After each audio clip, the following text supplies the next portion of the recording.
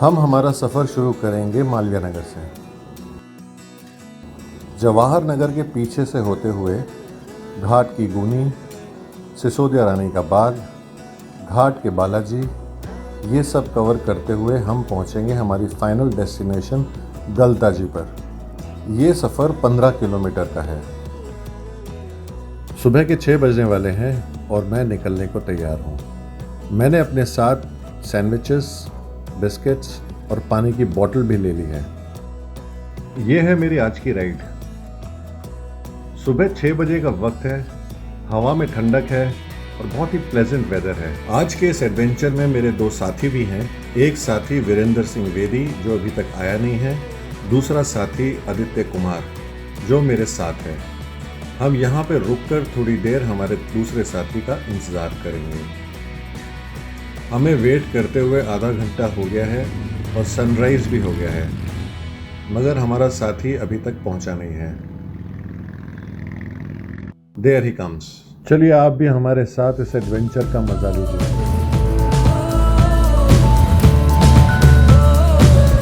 Sunrise.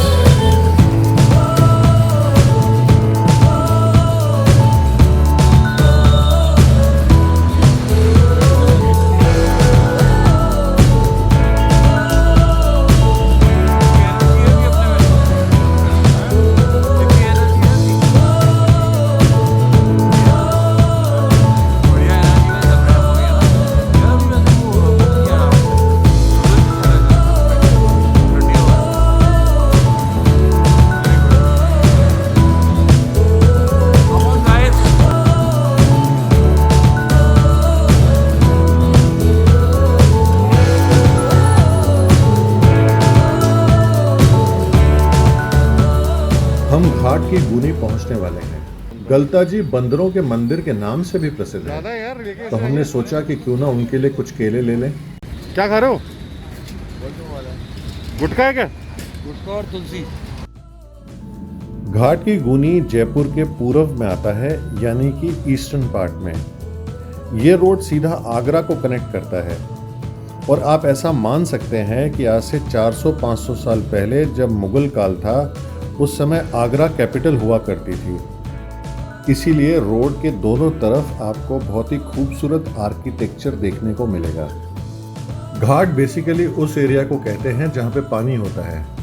घाट की गूनी या घाट के बालाजी, आप इससे अंदाज़ा लगा सकते हैं कि यहाँ पर कभी पानी हुआ करता था। यहाँ से सिसोदिया रानी का बाग लगभग 3 किलोमीटर है और घाटी होने के कारण आपको पूरे टाइम ढलान मिलेगी। उप्स, सावधानी हटी, दुर्घटना घटी। वो डिस्क्लेमर आता है ना, don't try this at home. जैसा कि आप देख सकते हो कि रोड के दोनों तरफ आपको बेहद खूबसूरत और मनमोहक झरोके और छतरियां देखने को मिल रही हैं। ये मुगल शैली में बना जयपुर आर्किटेक्चर है। एक ज़माने में आगरा के लिए ये मेन रोड हुआ करती थी, मगर ट्रैफिक के दबाव के कारण अब घाट की गूनी टनल भी बना दी गई है। वापसी में हम कोशिश करेंगे कि हम वहाँ से आएँ। इसके अलावा आपको रोड के दोनों तरफ पुराने मंदिर और हवेलियाँ भी मिलेंगी। आप भी इस मनमोहक दृश्य का नज़ारा लीजिए।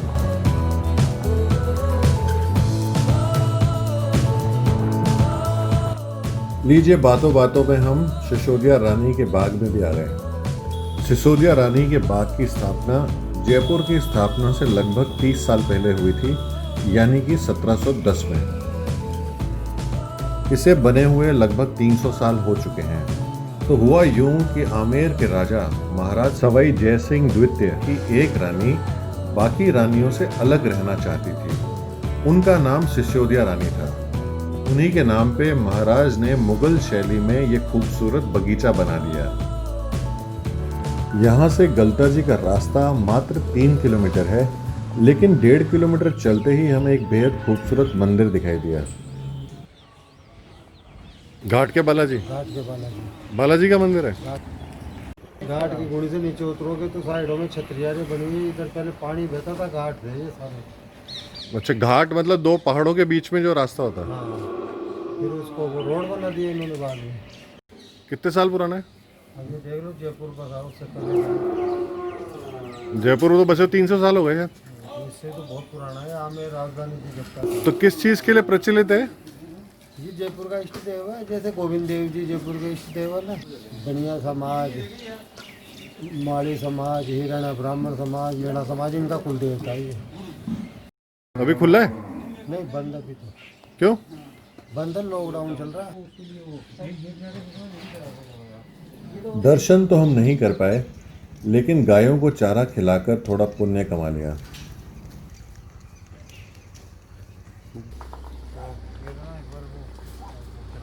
यहाँ से निकलते ही हमें बहुत सारे बंदर दिखाई दिए। समझ गए कि अब गलता जी ज़्यादा दूर नहीं हैं, क्योंकि वो बंदरों के मंदिर के नाम से भी प्रसिद्ध है। यहाँ रुककर हमने जो घाट की गूनी से केले लिए थे वो इन बंदरों को खिलाए।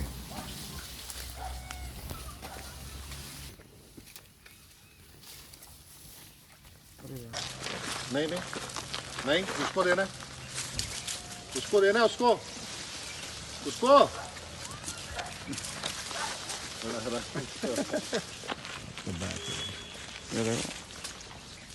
छील के और देने ये उसको हैं? मतलब उसको छीलने का भी वो नहीं करे वो कष्ट। दोस्तों, रेगुलर साइकिलिंग करने से हमारे शरीर को बहुत सारे हेल्थ बेनिफिट्स मिलते हैं। साइकिलिंग से ना केवल आपका मसल पावर इंप्रूव होता है, बल्कि आपका ब्लड सर्कुलेशन भी बहुत अच्छा हो जाता है। और अगर आप डायबिटिक हैं तो यकीन मानिए कि ये आपके ब्लड शुगर लेवल्स को बहुत अच्छे से कंट्रोल करता है। So keep biking guys. ये है यहाँ पे विपासना सेंटर, जहाँ पे बहुत दूर दूर से फॉरेनर्स आते हैं और यहाँ पे बैठ 15-15 दिन की विपासना करते हैं। और हमारे जैसे कुछ इंडियंस भी हैं जो यहाँ पे कभी कभार आ जाते हैं। चारों तरफ बंदर ही बंदर है।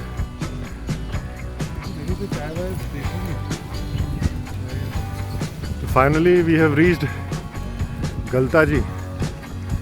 ये भी सड़क के कितना नीचे दब गया है।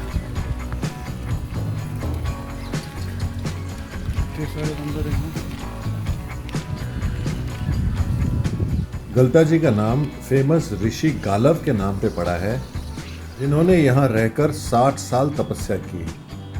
अगर दंत कथा को माने तो उन्होंने यहाँ रहकर 60,000 साल तपस्या की। ऐसा माना जाता है कि उनकी तपस्या के कारण स्वयं गंगा यहाँ पर उत्पन्न हुई। गंगा का पानी साल के 365 दिन एक गौमुख में से निकलता है।